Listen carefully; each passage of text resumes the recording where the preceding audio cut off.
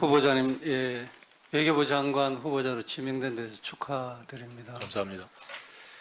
제가 인사청문회를 준비하면서 여러 가지 여론 수렴을 쭉 해봤습니다.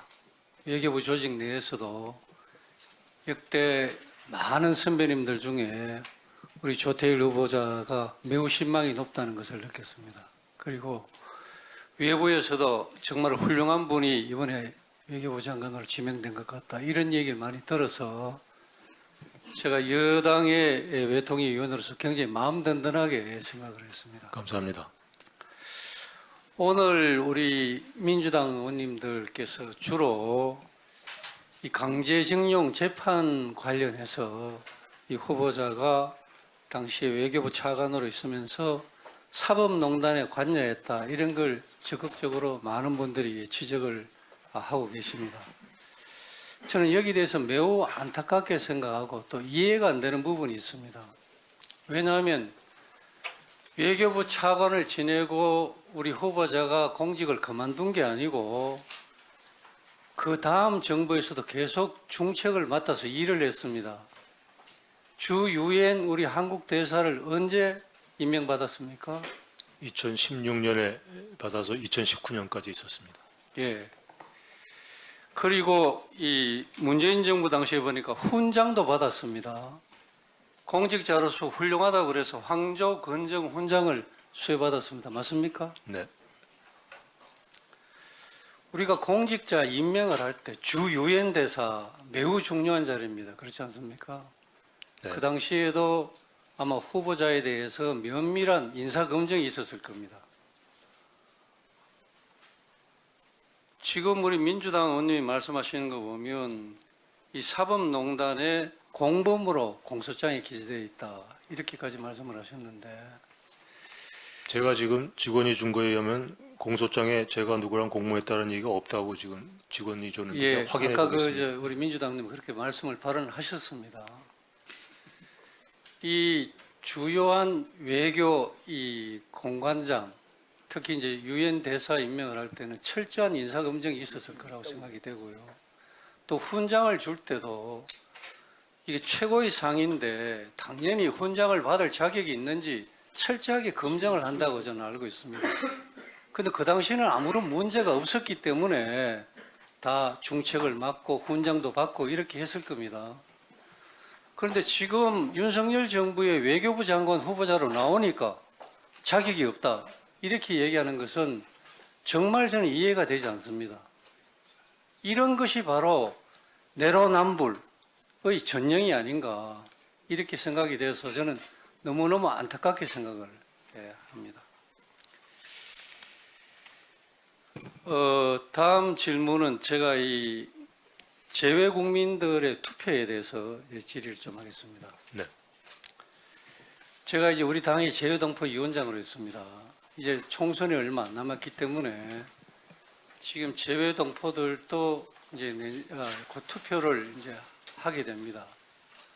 재외동포들은 투표를 하기 위해서는 사전에 등록을 먼저 마쳐야 됩니다. 후보자는 알고 계십니까? 네. 지금 이제 이 등록이 이루어지고 있는데 20대 대통령 선거 당시에 재외 선거인들이 등록한 등록률이 11.3%밖에 안 됐습니다. 21대 총선의 경우는 8%만 등록을 했습니다. 해외 동포 유권자가 동포 750만 명 중에서 약 200만 명 가까운 유권자가 있지 않습니까? 맞습니까? 네. 그런 걸로 알고 있습니다. 그럼 해외에서 대통령 선거나 총선거 때 투표를 하는 투표 유권자가 200만 명이라는 것은 해외에 200만 표가 있다는 겁니다. 그렇지 않습니까? 네. 그래서 매우 중요하지 않습니까? 네. 그런데 문제는 해외 동포 투표를 해보면 등록률도 매우 낮고 또 실제 투표하는 비율은 더 낮다, 이 내용을 알고 계십니까? 네. 예. 듣고 있습니다. 그런데 우리 해외에 있는 우리 국민들도 이 주권, 이 투표에 참여할 수 있는 이 주권 행사를 원만하게 그 환경을 만들어 줘야 되는 것이 우리 정부의 임무라고 생각합니다. 맞습니까? 네. 그런데 지금 현실은 어떻게 되어 있냐면 실제 동포들이 투표를 하기가 매우 어렵습니다. 알고 계시죠? 매우 어렵습니다. 거리가 있어가지고 못하는 사람들이 있다고 들었어요. 제가 단적으로 하나 예를 들면 이렇습니다.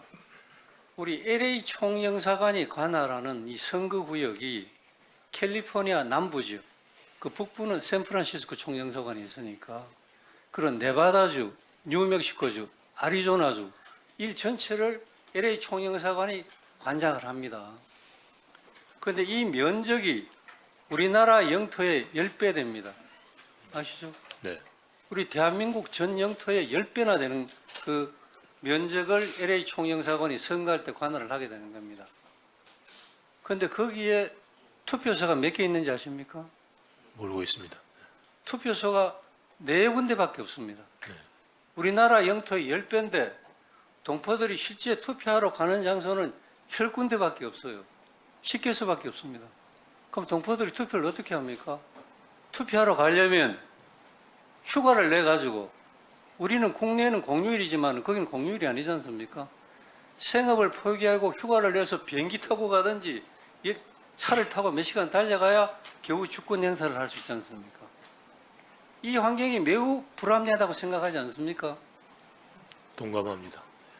그러니까 동포들이 투표를 하고 싶어도 못하는 겁니다.